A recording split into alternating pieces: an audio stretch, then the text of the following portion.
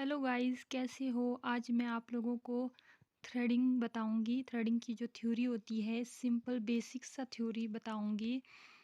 अ, आप घर पे भी थ्रेडिंग कर सकते हो। पार्लर में जाके थ्रेडिंग करते हो तो आपको थ्रेडिंग के बारे में पता होना ज़रूरी है, और आप अगर घर पे करोगे तो भी आपको थ्रेडिंग के बारे में पता होना ज़रूरी है। ये एक आम बात हो चुका है आज के टाइम पर। थ्रेडिंग थ्रेडिंग क्या है? थ्रेडिंग अनचाहे बालों को हटाने का एक तरीका है।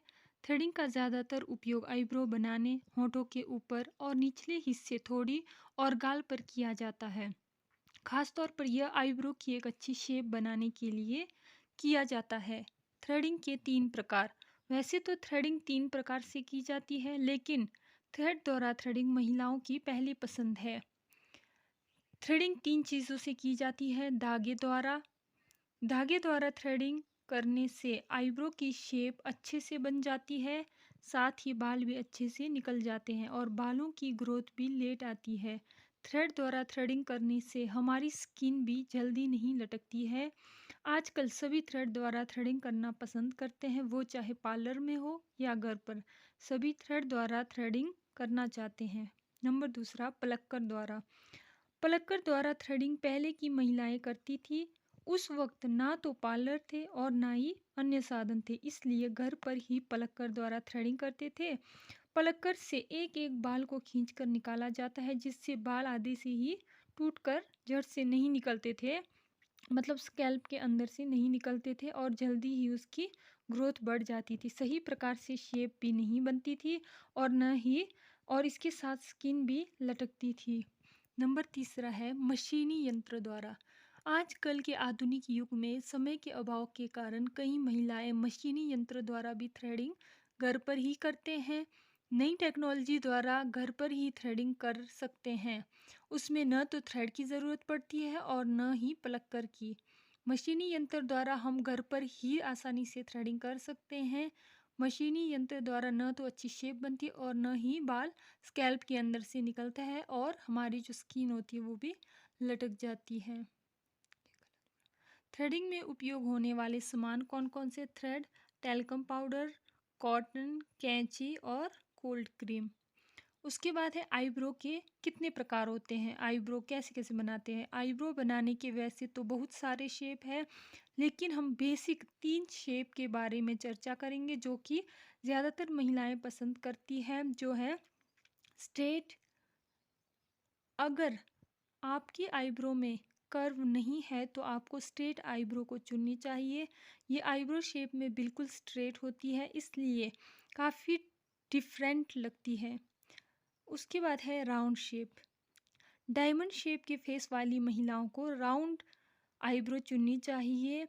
इसके अलावा आईब्रो में थोड़ा सा कर्व हो तो भी वह डायमंड चेहरे को बैलेंस दिखाएगा। उसके बाद है आर्च। राउंड फेस शेप वाली महिलाओं को कभी भी फ्लैट या राउंड आईब्रो नहीं बनाना चाहिए। ऐसे चेहरे पर सॉफ्ट आर्च आईब्रो बनाना चाहिए।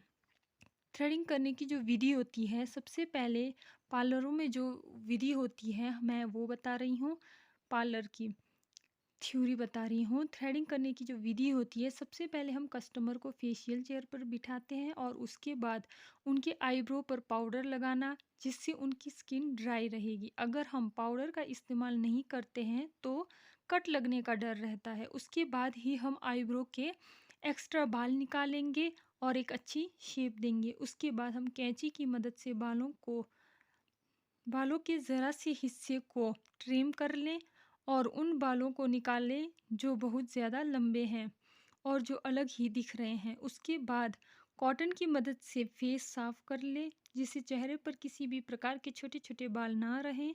उसके बाद कस्टमर को कोल्ड क्रीम से मसाज देंगे, क्योंकि थ्रेडिंग के बाद उनकी स्किन ड्राई व दर्द से राहत के लिए किसी ऑयली क्रीम से मसाज ज़रूरी होती है। सलाह: थ्रेड किए हुए एरिया पर मेकअप, ब्लीच, फेशियल से कुछ समय के लिए बचें, क्योंकि थ्रेडिंग के बाद वहाँ की जगह बहुत अधिक संवेदनशील हो जाती है। ये है कुछ इमेजेस है थ्रेडिंग की। ऐसे थ्रेड पकड़ना है और ऐसे शेप बनाने हैं। ये है 2-4 इमेजेस और ये है shape, arch, round, S shape और स्ट्रेट।